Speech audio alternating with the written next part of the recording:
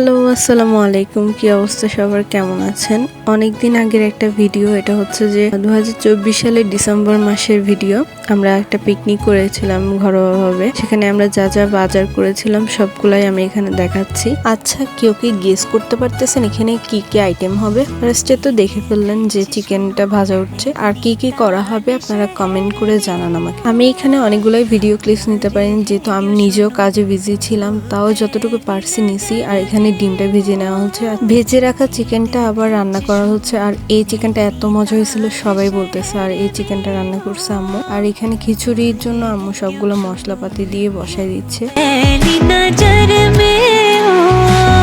মাঝে মধ্যে একটা বিনোদনের প্রয়োজন আছে। আসলে চাইলে যে কোনো সময় যে কোনো টাইম মিলিয়ে তো আর বের হওয়া, ঘুরতে যাওয়া এগুলো তো হয় না। তাই জন্য সবাই মিলেমিশে যদি পিকনিক করে আনন্দ করা যায়, তাহলে মন মানসিকতা ভালো থাকে, তাই না? কথা বলতে বলতেই দেখতেছি আম্মু ভালোভাবে নেড়ে নিচ্ছে মশলাটা, ভালোভাবে কষিয়ে দেন হচ্ছে এখানে চালটা ঢেলে দিচ্ছে, একটু নাড়াচাড়া করে নিচ্ছে ওই মশলাটার মধ্যে।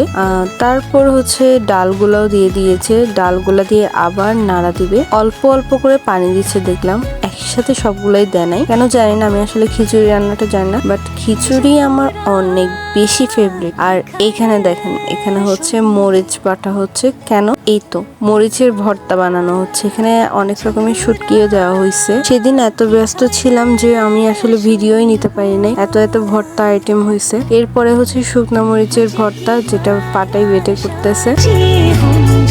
আর এখানে দেখেন অনেক রকমের, 4 রকমের ভর্তা। এরপর আরো আছে ডিম, মুরগি। এগুলো তো, মুরগিটা এত ইয়াম্মি হয়েছে, আমি অনেকবার বলতেছি। এখানে হচ্ছে রসুনের ভর্তা, তারপর হচ্ছে বেগুন ভর্তা, টমেটোর চাটনি, অনেক অনেক, আমি মাথায় আসতেছে না কি কি ভর্তা।